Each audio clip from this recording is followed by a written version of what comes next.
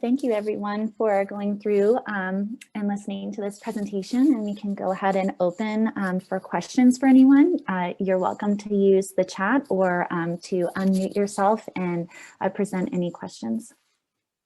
And I think some things that we can just review too that are updated at least from our procedures, so that you know if you are interested at any point in starting a gene curation expert panel or participating in a gene curation expert panel with ClinGen, performing the lumping and splitting is really part of this whole group's, what would be under their purview.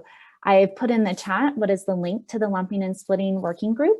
From here, you can see the guidelines that we have drawn up here, again, which was reviewing exactly what we went over today.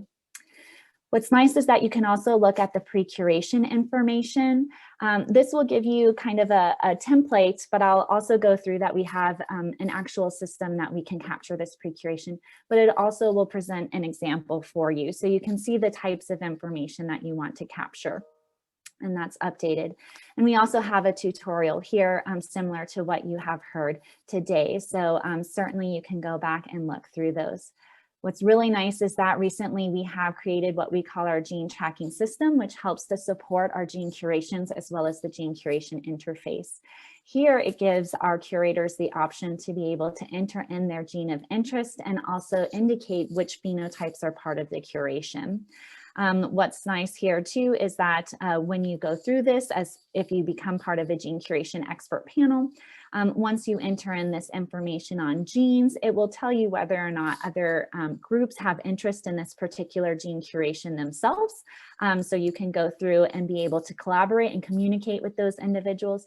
But as you'll see, you're able to pick out phenotypes and assert which ones are going to be part of your curation. We do have plans in the future to publish these to our website so that you will be able to see what the lumping and splitting decisions were for each gene disease relationship. And that is also going to help us to harmonize with other entities such as online Mendelian inheritance in MIN or OMIM, as well as Mondo, where we use our disease entities from. Are there any questions from anyone?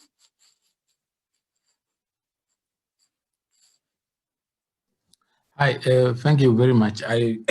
Mine is not a question, because I saw that on one of your slides, you showed a table of genes, and I see the Caberlin tree. So it's just a practical question, because it is reported to be mostly dominant, but also some recessive cases. So we have a family, we did exome sequencing, and we found heterozygote variants, 2 in the same gene, but they were reported to be SNPs. How can we best address this question? Like finding if those reported SNPs are reported on the same individual. That's a good question. Certainly coming through when we think of lumping and splitting too, like, oh, all of a sudden, are we getting a dosage effect, right? It's known as a dominant, as you said. There are potentially 2 different variations in CAV3. Certainly this is a little bit of going into, as you said, are they actually on opposite alleles? So that could be going back to your patient, if possible, to test parents, right? If they're still alive, to show that they have inherited an allele from each parent. Sometimes that's going back through to figure out if there's no parents, are the siblings also, do any of them have separate variations, right? We would assume that if they were 2 variants in cis, that there's the potential that another sibling would also have those same 2 variants. Now, of course, you'd have to still distinguish if they're on different alleles. But as far as lumping and splitting too, we have to also assess whether or not there's a dosage dependent effect once you figure out that, yes, they're actually in trans and they're not in cis. And we still have that ability. The most well-known example of a dosage dependent effect is LDLR, right? We know that it's associated with both dominant familial hypercholesterolemia and also recessive, which is more severe and early onset. So in this case, if you reported this and we went to review it, we'd really want to see those in trans and whether or not any of the phenotypes overlap here and whether those variants also overlap in the dominant disease. Is it representing, a dosage dependent effect of a dominant disorder, in which case we would call that semi-dominant, a semi-dominant mode of inheritance, where it really explains that dosage. In those cases, we can lump those together, and we had, with LDLR, and we do have a new semi-dominant mode of inheritance, and we have the ability in our GCI now to curate both on dominant and recessive alleles in the same curation so that we can represent the full spectrum. But also it's a great question because, with the ataxia telangiectasia, the ATM example, we know that they have some of the similar phenotypic features. They have cancer that overlap between both of them. But again, in that dominant disorder, when we think about the breast cancer susceptibility here, they are not at risk of developing the ataxia and or the telangiectasias that are developing, right? And so this is what really begins to distinguish them as different diseases for mode of inheritance. So that's a really great question. I hope I answered some of what you had asked, but thank you so much. Yeah, sure. Thank you. And I just want to point out too, depending on how many individuals here are clinicians versus geneticists, a big thing that comes about is, we do appreciate and understand, again, that individuals are coming with you as a phenotype, and that's how they're being diagnosed. So, and taking some of these curations, and I have a couple examples here of different genes. This is RET for multiple endocrine neoplasia. This is not in any way to say that, if we lump some of these together, that we're suggesting clinicians diagnose individuals with this. That's not what we're asking. And it's in no way to disrespect anybody's job as a physician. You certainly have to treat the person for the diagnosis. But what it really helps is for us to broaden our mind to think about variation, whether we're looking at pleiotropism or heterogeneity, which we've now found with looking at underlying genetic variants in disease. It's really just to bring together that information. And it could be quite important too, if we're only looking, for instance, just in heart, because we're a cardiologist for a heart-related phenotype, we may miss the fact that there's some skin or hair-related phenotypes. And we know that there are, very well-established genes that have different, heart, skin, and hair-related phenotypes. DSP is one of them. And so it's really important when we consider that we curate DSP for that full syndrome, because that will also bring attention to anyone coming to ClinGen's website, like, oh, I have someone with a DSP variation. They do have dilated cardiomyopathy.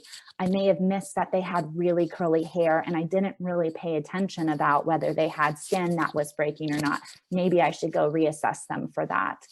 We've also had very disparate types of clinical phenotypes present where we can have a hematological phenotype that's also associated, potentially with a hearing loss or something where you just wouldn't really necessarily, as a clinician who's looking at hearing loss, think about that blood disorder. So it's really just to make sure we're representing the strength of those relationships most appropriately. And also, we don't want to confuse our stakeholder. One of the genes that we had in MEN1 at first is one of the key ones that we had gone through to look at. Multiple endocrine neoplasia type 1 is associated with this phenotype. However, at one point, it had a list of different genes, and it included pheochromocytoma, which is a phenotypic feature that's very rare but can present in individuals with MEN1. And that was split and had a different classification of moderate versus what would be definitive for here. And that might confuse individuals, especially patients, if we think they may come to our lumping and splitting. They may say, oh, am I at a moderate risk for developing it? And that's not exactly what our curations are doing, right? It's really just saying how much evidence is representative in the literature for a specific disease. And so that's what really gave us the impetus to do lumping and splitting. That's not to say for a group, if you want to call out that it's a very rare phenotype, you could by just presenting the amount of individuals in the literature that have been noted to have this phenotype, but it wouldn't require a formal curation with the classification at this point. So yeah, I have a question. Yes. What about assessment of digenic combinations in case of oligogenic inheritance or polygenic inheritance? That's a really good question. Right now for the lumping and splitting, it really is confined to Mendelian or single gene disease entities, but we do hope to move out from both our gene curations into the polygenic or digenic. Certainly there are some, very standard digenic genes that come together. We would also want to, when it is known to curate, right, that these two genes are associated with this disease entity. And that would be really important. So I think it will evolve as we move through, but at this point, it's just for those single gene disease entities. Okay. Courtney, we have a question in the chat. Is or are there standards for experimental validation of the association between genes and variants and disease of interest during curation? Oh, that's a great question. Certainly, we take into effect this experimental validation. ClinGen has just gone through, even when we think of variant interpretation, to look at what are the appropriate guidelines for a functional assay. And this is really to include whether or not benign variations were tested versus known pathogenic. And that's really to validate that experimental assay. And that becomes really important for gene curation too. We do have to do an amount of work ourselves to indicate with a functional assay whether or not it's really appropriate.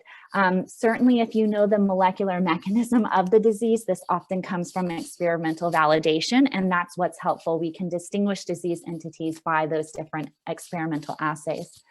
But there's an amount of it where we really have to involve ourselves into figuring out that molecular mechanism, especially because we know literature is biased, that it will tend to say something's novel. So oftentimes we'll come to genes where one says it's a loss of function, another a gain of function. But one way we meet this is that if they do have different variations in the gene, certainly we would encourage individuals to go look at NOMAD if they haven't already indicated where they're pathogenic or benign. This is something that was really important in the intellectual disability and autism group when we looked at electrophysiology. We were able to find a lot of variants they thought were pathogenic. When we looked at the general population, were too high of a frequency to be considered pathogenic. That already meant that those were benign, and we could compare all the other variants to that and really give us an idea of molecular mechanism.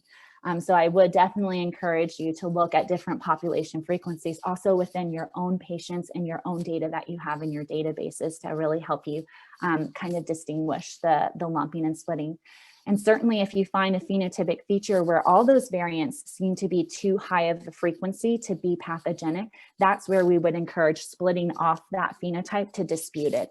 That would be really important because that gets this off of different websites like OMIM, but it really gets out to the rest of the world that, variation in this gene for this disease maybe shouldn't be returned to individuals as a result. So I hope that answers your question. It was really great. Thanks, Courtney. I also stuck in the chat Shannon's paper from your team about functional assay validation. So another question we have, would you please elaborate more on how to join a GSEP? Oh, great. Yes. So if you want to join a gene curation expert panel, you can visit the ClinGen website here. You can go underneath our working groups and you would go to the clinical domain working group. Underneath this particular one, you do have to scroll down a little bit, but each one of our pages has a separate area for documents. You can have the guidelines for applying for a variant or gene curation expert panel status. This is really if you want to start a new gene curation expert panel and build it together. You can go to this particular document and then you can begin to download those expert panel applications for gene. This shows you the quick guide of everything that you'll need to have. And then it gives you the contact that you give when you want to submit this application. Now, if any of you want to actually join one of our gene curation expert panels that we have at this time, that's listed under expert panels here. What we do have is we have our community curation working group. Through this working group, we give you training for the gene curation, and we then will help to place you on to expert panels that are accepting. Our website shows you those gene curation expert panels and any of our other working groups that are accepting at the time. You can read our survey through several different tabs here that will take you to our community curation database, and you can sign up If you want to join an expert panel, we would encourage you to pick the comprehensive curation effort, and you'll be able to select gene as your primary prioritization, and then you'd be able to pick the expert panel you would like as well. So those are two different mechanisms to come in to ClinGen, whether you want to come to one that's already curating, or if you want to come to one, develop one yourself. Great, thanks, Courtney. Everyone feel free to keep adding questions in the chat. Those are really great questions. I was wondering maybe if you should show them, just because you showed them the great gene tracker, but right now it's not publicly available on the website. So maybe if you could show them one or two curations and like kind of in the summary where they would see a little bit of the lumping and splitting decisions. Sure. Publicly, at least at this point, until the tracker information is available, if they were to browse genes on their own. Yep.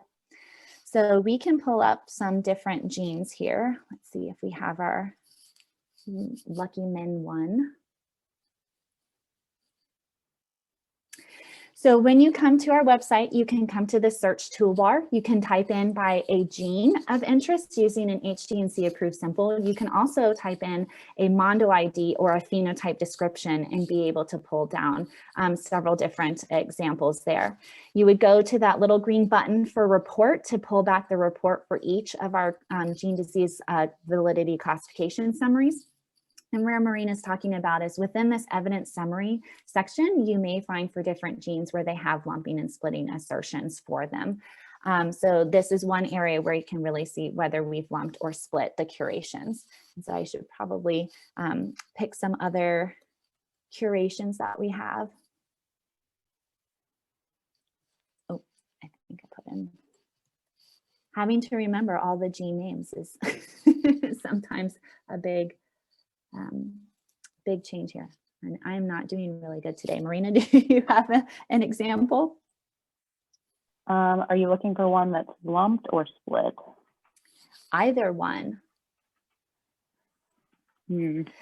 So here, you know, again, we have neurofibromatosis type 2, and we can go in with these evidence summaries just to indicate. So here's the lumping and splitting kind of statement here. We'll say that it's associated with several different entities at the time, but that they were not part of a separate curation, or whether or not they were lumped for a full curation. So you will see these statements in the interim as we work to get more information from the gene tracking system on the ClinGen website. Yep, that's great. Thanks for thinking of examples on the fly. No problem. Does anyone have any other questions? Yeah, in the chat or verbally. I think we have a few more minutes left.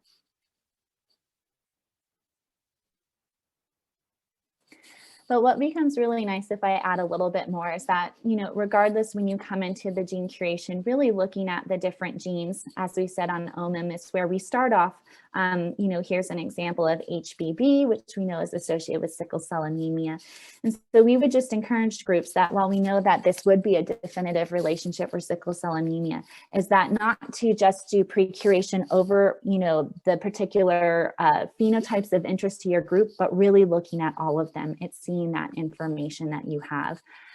As we had indicated, ClinVar can become a really useful site to look at this information. If you wanted to look over a specific gene of interest, I can pick one here that I know is associated with 10 or 11 phenotypes. You can search ClinVar here. And what's nice and what I typically begin to do to help myself out is I'll look at pathogenic mutations within ClinVar. Obviously, this is dependent on, you know, each individual who has asserted this, their criteria, rather than just a ClinGen mediated, but it is still a really good example. We can go to multiple submitters, right? Because then we can kind of compare what each person has picked, and then looking at the single gene. So here I've restricted myself from maybe 600 to 1,000 variants to 10 variants. But what you can begin to do is by looking at the conditions here, get an idea of whether or not they think this is a part of a spectrum or if it's really an isolated gene, and looking at those variants.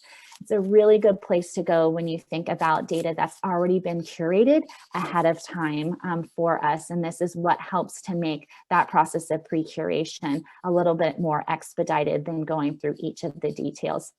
When you come down here, you can begin to see and appreciate that we're looking at evidence for Charcot-Marie-Tooth syndrome, which is a neuropathy, but we also know that this has been associated, this variant, in skeletal dysplasia, and that's even noted here in this evidence summary, and it does provide other PMIDs. So as a curator, this really helps us to come through and see what people have already found.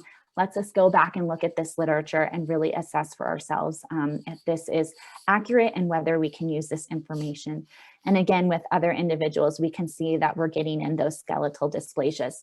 So on a high throughput level, this may tip me off as a curator to say, wow, this may really be a lump for a neuropathy and a skeletal dysplasia. But obviously, as each of those expert panels come together, they can collaborate and discuss whether that makes sense, clinically, as well as the rest of the information that we assess from this. Yeah, if I can add something onto this. Yeah. Because this particular gene was found through my PhD thesis. So I was working on 2 of the families.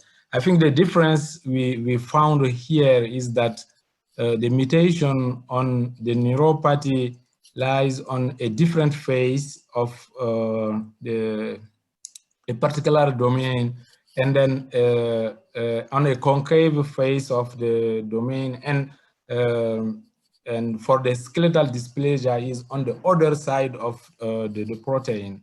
So we were arguing that this makes these 2 phenotypes different. Maybe interactors are different for the neuropathy compared to the skeletal dysplasia. Yeah, that's one really great thing to look at, right? And that's certainly part of what we do in the curations and look through it. And you're right, there are some that have definitely different domains. We can go through and look at some different reviews. So I'll pull up just as an example, part of our pre-curation slides for this. We do have each group, our CMT group or Charcot-Marie-Tooth, as well as our skeletal dysplasias looking at this one. But just as you said, it could be in different domains. This paper actually has a review that goes through a lot of the different variants in the domain. So this would be another really great thing that pre-curation does, is that as you begin to look more and more into that variant and finding papers that can tell us, we can see that actually when we look at skeletal dysplasia and neuropathy over what's been published in the literature so far, it really traverses all of the domains within TRVP4. And we do know that there are some variants that overlap in both of those domains. Yeah, and so, these are things that they just have to, as we come together, begin to dissect a little bit of, is this one whole spectrum? Are there individuals who actually present with both skeletal dysplasia and a neuropathy, which is coming and emerging out more and more? But they may not, and that might be another reason, right, to split these between a dysplasia and a neuropathy. So those are really great questions and things to point out. But this is just to give you an idea of that pre-curation information we give anyways. We always ask everyone to give a background about the basic gene itself. This gives us an understanding of what its function is and why it may be participating in multiple clinical domains. If we think about, for instance, ion channels, we know that they control the brain, they control the heart, they can work in muscle. And so we can kind of predict that there could be at some instance a variation in an ion channel that's present in all of those organs that might create a actual syndrome, right? That would be a type of channelopathy. We also encourage individuals to look at OMIM and Orphanet as well as Mondo just to see what's been asserted in the literature. This sets off our groups to really get their brain into how complex this gene is. Then obviously, if there is a review or a paper that goes through to outline all of these different variants in the genes, this is where we start hitting into that molecular mechanism, right? The first 3 slides we're looking at assertion, now we're looking at molecular mechanism. Are there different variants that cluster in different domains that can tell us there's a different mechanism for one entity versus another? Do we see that there's a heterogeneous representation amongst all of the domains? We then move into phenotype and see, are there things that are starting to overlap in the phenotype? Can we see that there's, neuropathy and several things where SMA and the neuropathy may be part of a spectrum, right? We can also look at those skeletal dysplasias, and do we start seeing similar phenotypes that have been shown through each of them? And then, heading up on the rest of the mechanisms that we have, or the inheritance pattern, right? And the inheritance pattern for those genes were all autosomal dominant. So we just bring it back around to the groups to kind of figure out those 4 questions and whether we have that lump or split. What's really important at the end of the day is we need to get a mondo term. And it's really important because, as you learned from Aaron Briggs on the first day, is that to create a gene disease mode of inheritance record in our gene curation interface, we need this all important mondo ID. And we want it to reflect the disease entity that we're curating. Sometimes that entity may already be within mondo, and that's great. Other times we need to update it because it's not exactly how, our experts want the terminology presented. Other times we actually have to develop new nomenclature. And that's a really exciting part of the work that we do, is that gives the chance for our groups to be able to make those new nomenclatures. I'll show you a little bit of an example of some of those different disease entities that our groups have worked on within mondo. One of them was the complex neurodevelopmental disorder. Our neurodevelopmental disorder, CDWG, had realized that they needed a little bit more of a broader phenotype. And so they worked to develop this whole mondo ID. It was new to them. They indicated what the definition was. It was associated with their particular domain. And they were able to go and have a reorganization of what groups of phenotypes or diseases that were underneath this parental term. So this is also part of the work that we do. One last question, Courtney, since we only have 4 minutes. One participant was wondering about curation of non-coding genes. Oh, that's good. Again, because this is a Mendelian, we really are looking at those coding genes that are associated with disease. But, we also understand that there could be some non-coding genes, or there can be other genes that are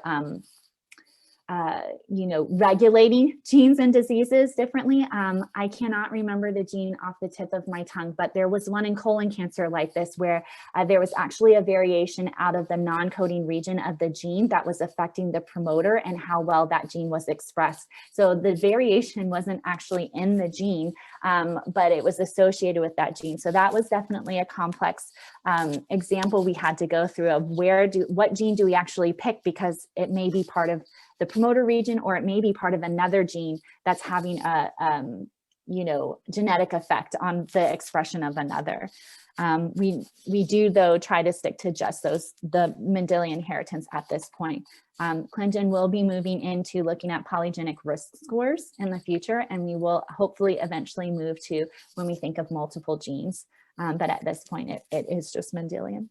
Thank you. Yeah, I second that. I'm guessing you mean EpCAM in the colon cancer area. Thank you. We did have a MIR, I think MIR 96, a microRNA in hearing loss that we did evaluate because it followed a monogenic inheritance pattern essentially, but most groups haven't started to evaluate that yet. But it's definitely something in the future. Along with mitochondrial genes, we have a whole group that's evaluating mitochondrial genes right now. Yeah, great.